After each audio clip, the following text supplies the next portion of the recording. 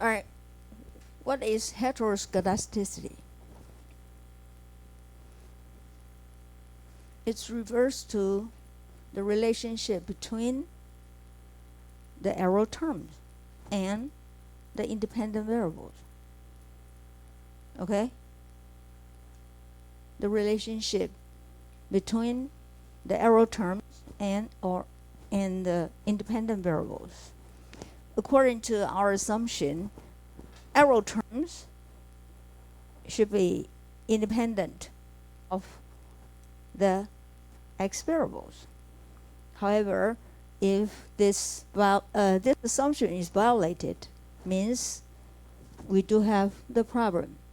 It's possible to have the problem with heteroscedasticity. All right, and today I'm going to using one of the example, which is case 10. Okay, I'm using that to do all the works related to heteroscedasticity. All right, and sorry, I need to. I forgot to download eViews 10. Okay, I'm going to show eViews first. Okay, this example actually has shown in our textbook with section 10.5, and it's a complete examples. Okay, first of all, let's see the definition of dependent variable and independent variable. All right, page 343. Okay, equation 10.13. This is a little somewhat related to the example in chapter 8. Okay, and our y variable PCON is petroleum consumption in the ith state. So also this is the data from United States. Petroleum consumption. And now we have two x variables. One is REG, the other one is price. Okay? Excuse me, do you all download the data? Have you done it? Have you done it? Okay. So PCON is the y variable. This is petroleum consumption. Okay, and we have two independent variables, which are the REG and the price. So REG is the motor vehicle registrations in the ith state. Okay, so motor vehicles. So if there's the more motor vehicles registration, the more petroleum consumption, right? So we'll expect the relationship of the beta 1, the relationship between REG and PCON is positive. So expect the beta 1 is positive. All right. And the second x variable is price, the price of gasoline. Okay, the higher the price, the lower the consumption. Okay, so we are expecting negative relationship of the beta 2. All right, and so let's run the regression. So I like all of you to do as well as I work it, okay? Then if you have any problems, then you can ask immediately, okay? Any operation problems, all right? So let's run the regression first.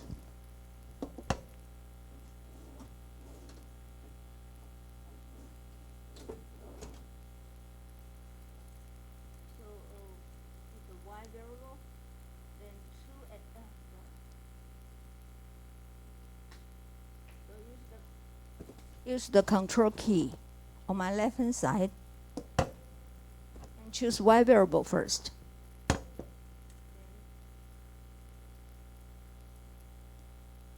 Okay, then two X variables, reg and price. Okay, then I'll open this as an equation simultaneously.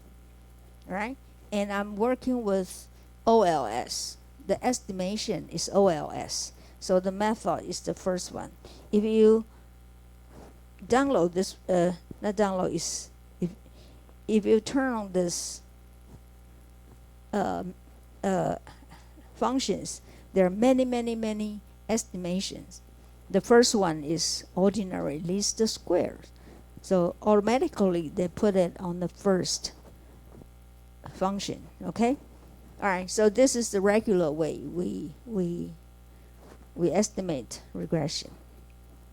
All right, so this I'm going to name it.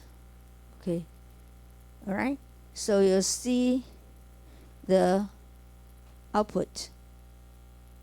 I'm sorry. Well, how come that I cannot? Okay, so according to the result, price has negative relationship with petroleum consumption, and registration, the motor vehicle registration, is the positive relationship with the consumption, petroleum consumption, and they are all significant. Okay, so looks pretty good. I mean, the result looks okay. And the whole model, we look at F statistics, and the probability of this F statistics is very significant. All right? And adjusted R square is over 3/4. All right? So it's pretty good. The result is pretty good. Okay? So looks pretty good. Looks okay. Okay. Then so let's put this apart. Okay? And if we're thinking whether this, although it's good, okay, do this regression exist any problems of heteroscedasticity? So how do we detect whether this equation exists, heteroscedasticity? Okay, so the way we're thinking about this one is considering there's 50 United States. Okay, the data is from 50 states in the United States. Okay, and we do know that in the United States, there's some of the states is heavy population. Okay, some of them is small states. Okay, therefore, if there's more people, then there's more motor vehicle. Okay, so there maybe have heteroscedasticity problems. Okay, this is what we're thinking. Okay, then how do we detect it? So first of all, let's review. What do we see if we have heteroscedasticity? So I have already shown everybody that if you look at the diagram from our textbook, which is 10.2 and 10.3. Okay, look at the 10.2. These figures tell us what? 10.2.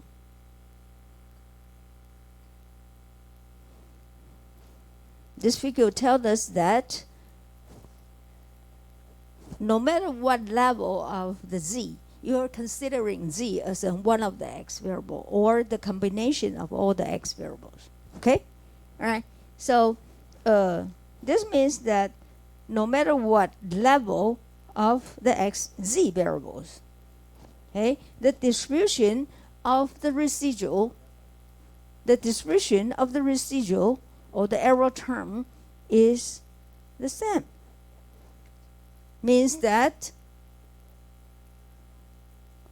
This means that the variation of the error terms is constant. So this means homoscedasticity. Okay? All right? So if you look at the diagram of 10.3, means what? Means the error term will change. I mean the variation of the error terms will change according to the level of the z variables. Okay? So this means heteroscedasticity.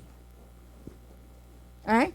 So if we want to check whether we do have the heteroscedasticity problem, then there are several ways to do it.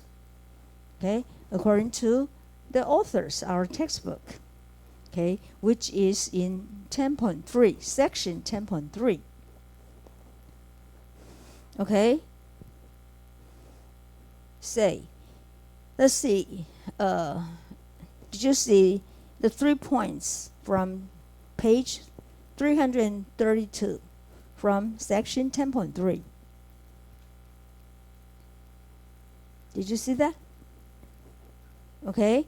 Before using any test of heteroscedasticity, it's a good idea to start with the following preliminary questions. Okay? Before you do the test, you need to ask these 3 questions before any test. Okay, the first one, don't test for heteroscedasticity, the third line, until the specification is as good as possible. In other words, you need to make sure the regression is correct. What do we mean by the regression is correct? Means all the possible x variables are included, and the functional form is also correct. Okay? So let's suppose this regression, the regression we just did it, is a correctly specified model. Okay? So make sure to do this before you do any test. This is what we mean for when we deal with the heteroscedasticity. We're dealing with pure heteroscedasticity. Okay? We don't want any other problems involved in this regression. All right? So make sure the model is correctly specified. All right, second, are there any early warning signs of heteroscedasticity?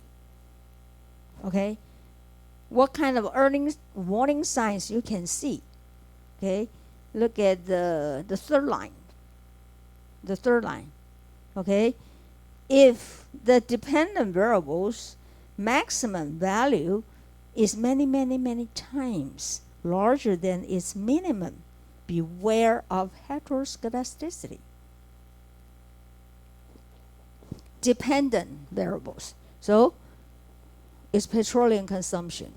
If we do have the value of the petroleum consumption, I mean the maximum value and the minimum value has so far away from it.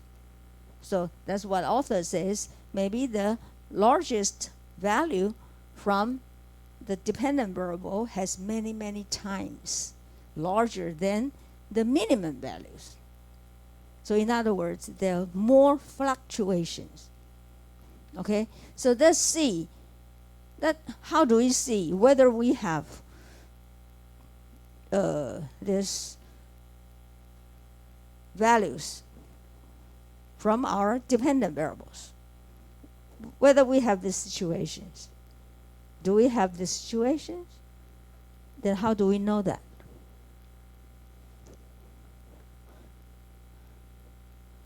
Can we check it?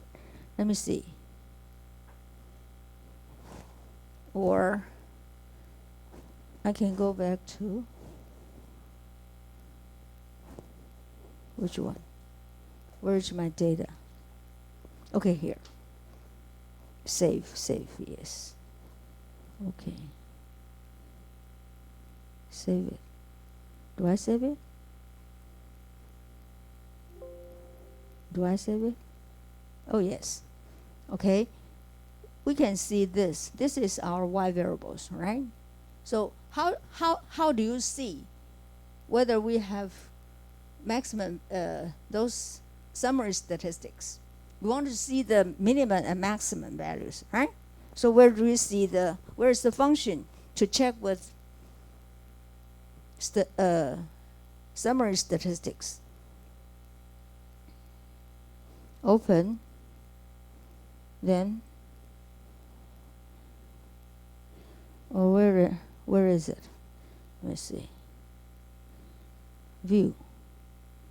Descriptive statistics.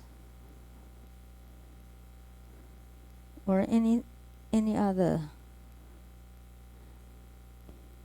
descriptive statistics and test.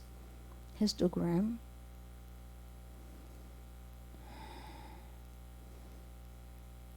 I think we can see the summary statistics, right? You all know how to do it? Those PhD students? Huh? You don't know it? Well, then let's see. I can see this from here. So, quick.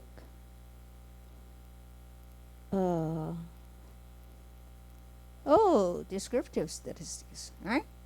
Did you see that? Then, common sample. Okay? Yeah. Maximum. 5,628. Minimum, 86.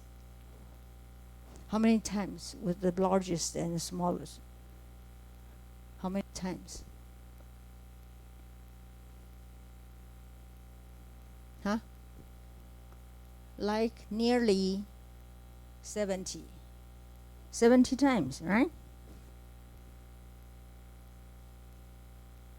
More than 60 at least. Okay? All right? So this is what we say, many, many times larger than the minimum variables. The minimum values, at least. Okay? All right? The third one. So would you like to practice how to do this one? Where do we get it? We can use, let me see, yes. I use the quick, then show group statistics, and there's the function of descriptive statistics, and they are common sample. So I think I highlight this y variable first before I do in all these functions. Okay? All right. Okay. The third one is, does a graph of residuals show any evidence of heteroscedasticity? Okay, the third part from our textbook says that, does a graph of the residual show any evidence of heteroscedasticity? All right? So there's this 3 diagrams from page 333. Okay, these 3 diagrams shows the heteroscedasticity. So how do we see from the residual? How do we see from the residuals? Yes. Okay. since I already run this regression, right? How do I see the graph of my residuals?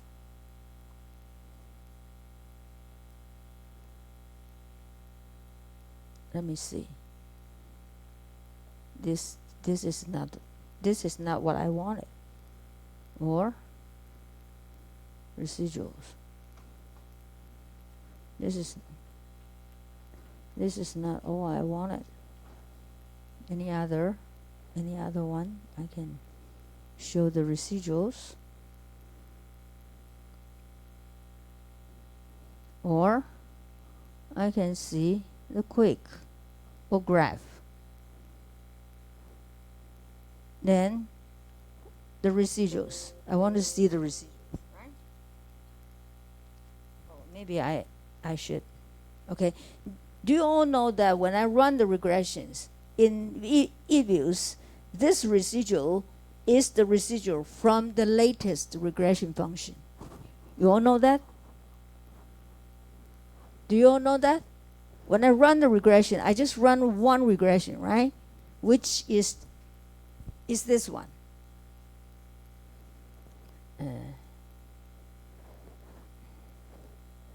This is the regression I just run, right? Right? After I run it, do you all know that the variable RESID is all the residual data from the latest equation you're running? You all know that? You all know that? Huh? You don't know? Well, you should know, okay? Especially for all these PhD students, okay?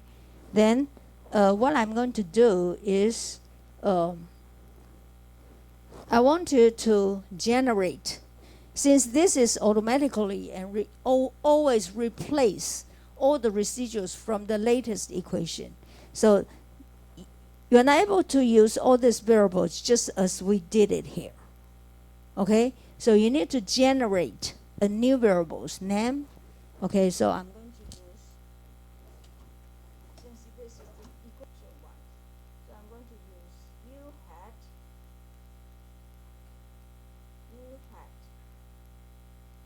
1 equal to the RESID. Then I hit OK. Did you see that I have these variables name? Then I can use this one as the regular variable. Right? So then I'm going to draw the diagrams. Okay, I think which functions I'm going graph, right? Then I can use this U hat. Or maybe I'll do this one first. Then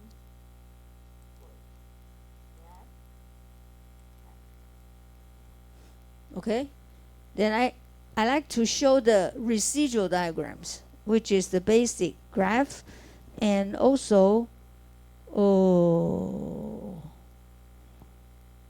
line and symbols. I like to show some of the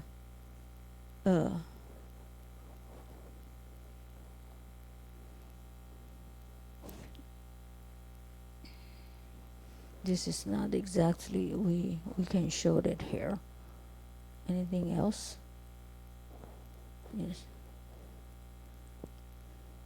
Graph. Okay.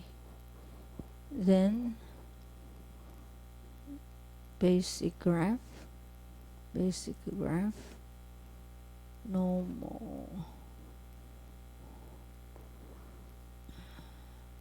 Line and symbol. Let's see. Okay. But actually from this residual, you know that, something like this one. Okay? All right? So, before we do any formal test, we need to ask these 3 questions.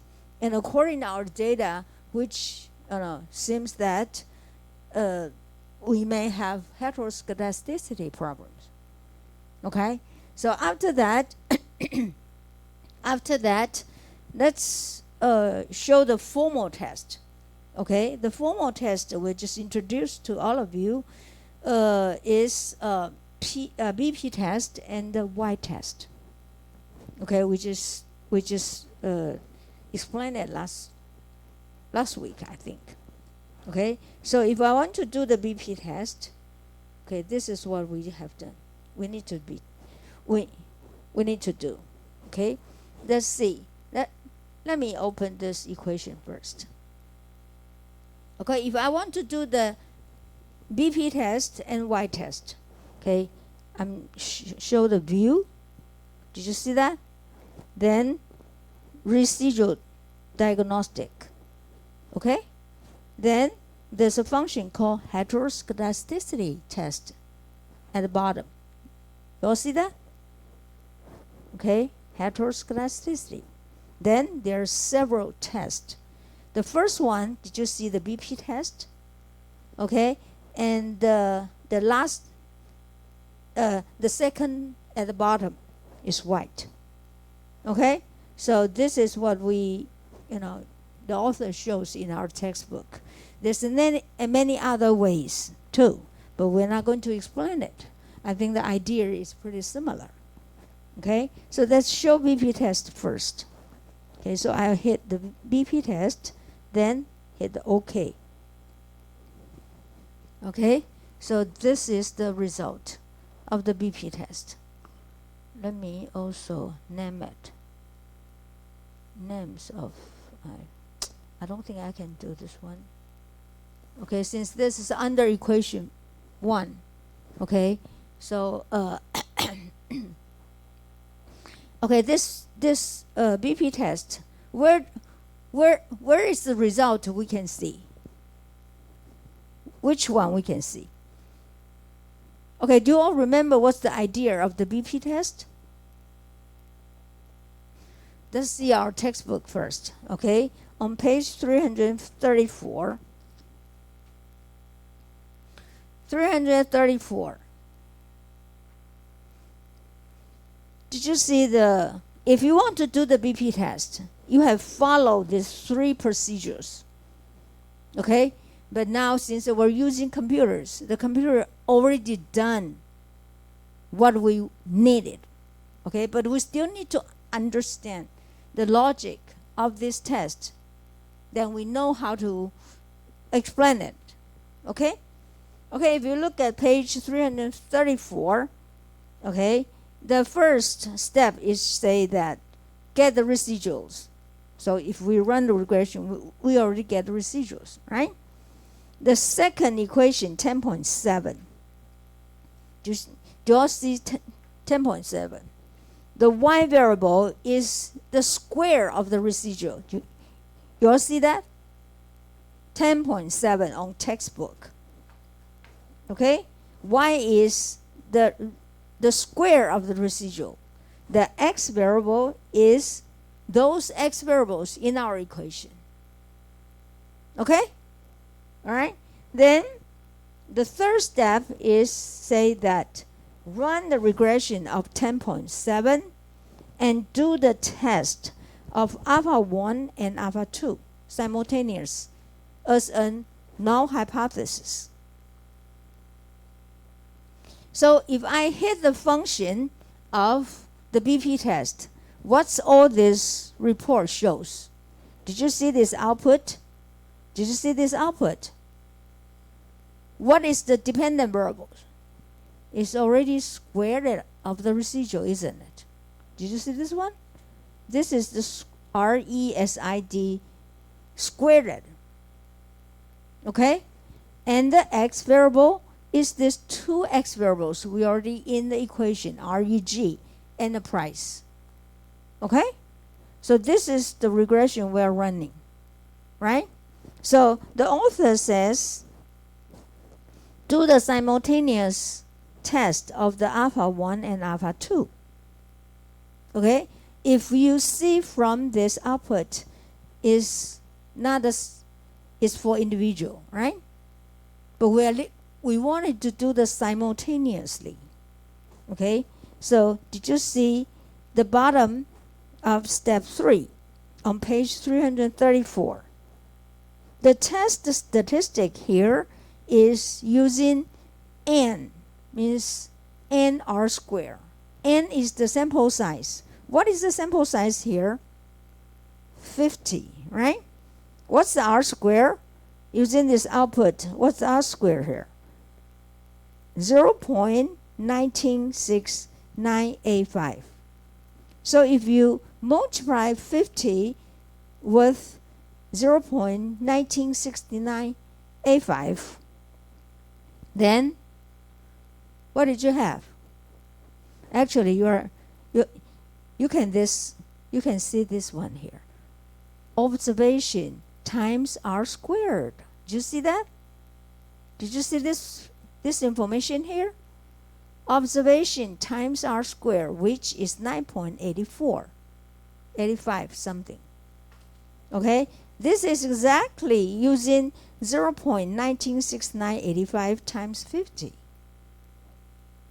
Okay, and this one is a chi-square distribution with degrees of freedom, which is the number of x variables. So how many x variables do we have? 2. Okay, so this is the distribution of chi-square with 2 degrees of freedom. And the p-value is 0.0073. So what do we mean that? What do we mean by that?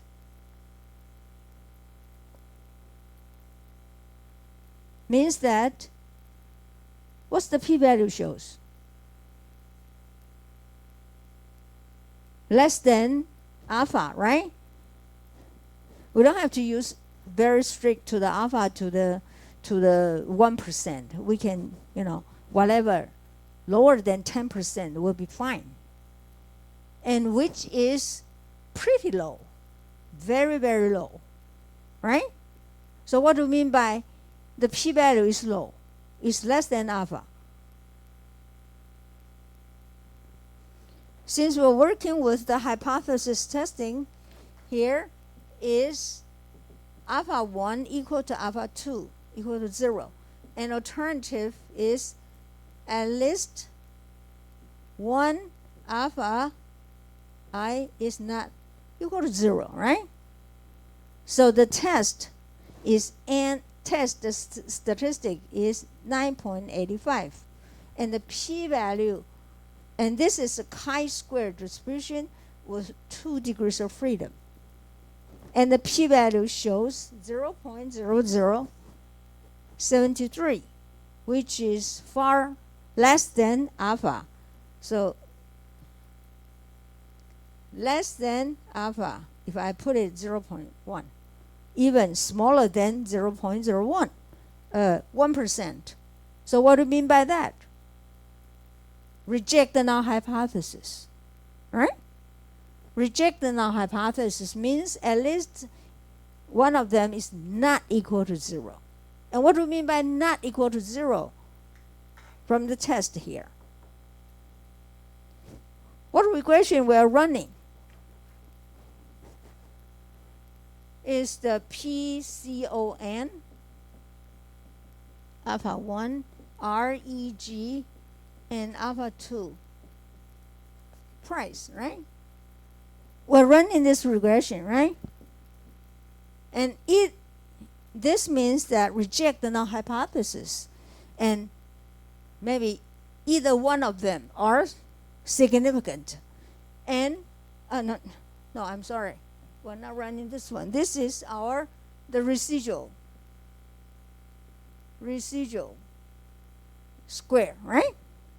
Right? We're running this one. Okay, if either one of them are significant, means what? There's a relationship with the residual and the x variables, which shows the match with the definition of heteroscedasticity. Okay? Does that make sense? And all of the procedures, you don't have to do it by yourself. You just immediately hit the signs of the test of heteroscedasticity and show and get the information from what we have at it. So look at this line and see the p-values. Then we have test the BP test.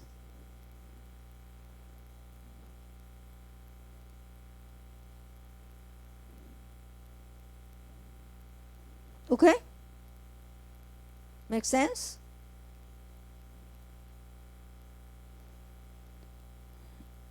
Then this is the BP test. Okay? Then what is the Y test? How we can do the same thing with the Y test. Right? Okay, let me get out of here. Now I'll leave sometimes for you to practice this one. Okay? Let me show Y test first. So again, this is the regression. I'm going to use the view, function of view, then residual diagnostic. One of the residual diagnostic is heteroscedasticity. Okay, now this time I'm choosing white. All right? Okay. So what's the reasoning behind the Y test? What's the difference between Y test and BP test, I mean? Okay, let's see. From our textbook, 336. I know that, read books, although nowadays there not many students like to read the textbook. But, reading the textbook is important. Okay? Well, look at the page 336. Y test. What's the reasoning behind the Y test? Did you see this 10.9? The equation 10.9 is typically the difference between the white and BP. Okay? For white is 10.7. And Y test is 10.9. What's the difference between these two?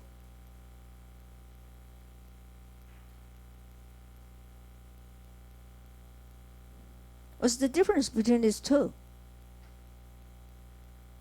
10.3 only x variables from the original equations, regression functions, right? 10.9 means not only the x variable, but the square of the x variables, as well as the interaction of the all x variables. So in other words, not only REG, but also not only REG and price, but also the square of it. So I'm going to write down my equation, continue. So which is REG squared and the price squared, as well as the interaction of these two variables, means REG times price. So how many variables do I have from this equation? Extended to 5, right? For BP test, it's just only 2 variables. Now I extend it to 5 because I'm adding square terms as well as the interaction terms. In this example, I add 3 more variables. Okay? All right? So if you had the function of the white, what did you see? Do you see all these variables? All these squared interactions, original REG, price square, and price. Did you see all this one? It's already run it. And again, looking at this one, looking at this information here, okay, which is also using the R square here. Did you see the R square here? The R square times the 50. Okay, so now how many degrees of freedom do I have with this chi-square distribution? 5. 1, 2, 3, 4, 5. 5 x variables. Therefore, with this test statistic with chi-square distribution with 5 variables. And what's the p-value? Even small. Very, very small. So again, we reject the null hypothesis, which means this one, if we're doing this hypothesis testing, now I'm going to extend it to alpha 3 times alpha equal to alpha 5 equal to 0. So this one means homo SKE does heteroscedasticity, right? And this one means heteroscedasticity, right? Heteroscedasticity. So if I reject the null hypothesis, means support heteroscedasticity. So this is the two formal ways to detect the heteroscedasticity according to our textbook. Okay? Although the result we just see is so beautiful, right? All the signs and all the significance are following our expectations. But they do have the problem with heteroscedasticity. So now we have to fix it. Right? Okay. It's about the time for this class. I'll let you, leave some time for all of you to practice all what I have done using BP and white. Okay, if you have any problems, let me know right now. Okay, do the practice and ask questions if you need it. And I'll show the grados for also. Okay? And if all these PhD students like to learn the grados, I think it's also good. Okay, it's convenient. You'll get exactly the same output as the e-views. It's no harm to learn the second one. Yes. Question?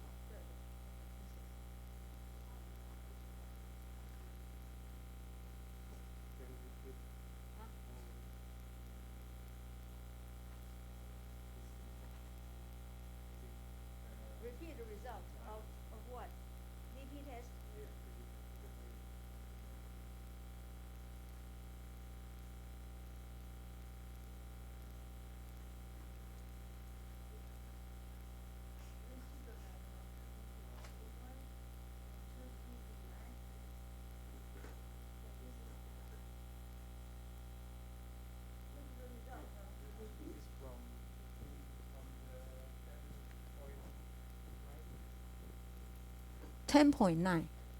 What do you mean by 10.9? Where is the 10.9?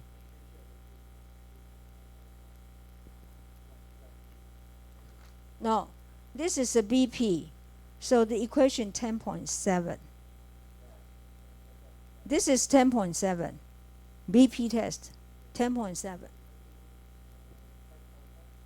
10.9 is the white. Yeah, it's white. This is BP test. This is white test. So this is BP. Okay? This is BP. And if you want to see the white, you have to choose white. Okay? Then this is white.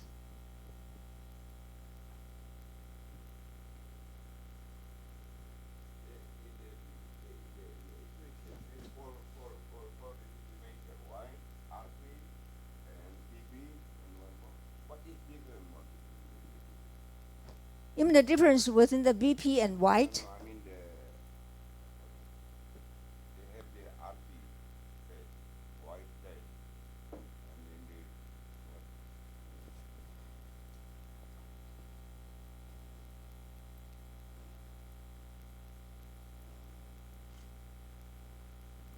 then You mean what's the difference between all of them? Well, in our textbook, we'll just introduce the BP and the white. The rest of them, okay, you may find it from other textbook. I think the idea is about the same. Okay, the idea is about the same.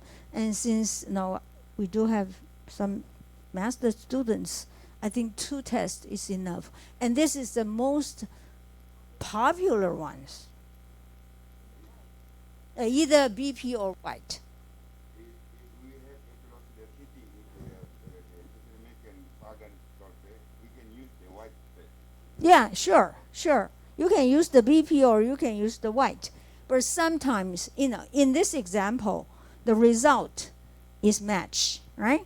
I mean, either BP test or white test are the same. I mean, result the same.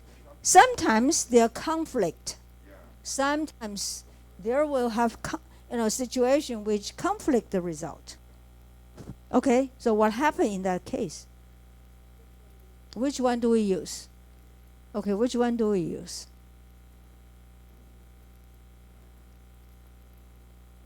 Well, since we have this test, okay, and if there are conflict, okay, I'll show later on for the test also BP and white, but several different versions of the BP and the white. Okay, we will say that in that case, okay, you can see all this result. If more than 50% of them shows the heteroscedasticity, then we will suspect the heteroscedasticity exists.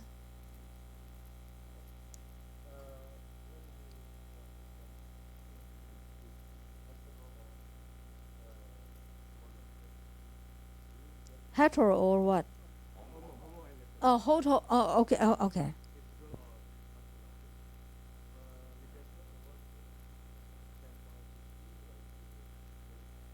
okay. Oh, okay. The example I'm using is 50 only, right? All these tests, the more sample size is better. The more, the better. Okay, so if you have, and some of them, I would say that all of them are sensitive to the number of sample size. Okay, of course, when the sample size is small, then the result can be, very different. But the more sample size, the more stable of the test. All right? Okay. Let me break this recording to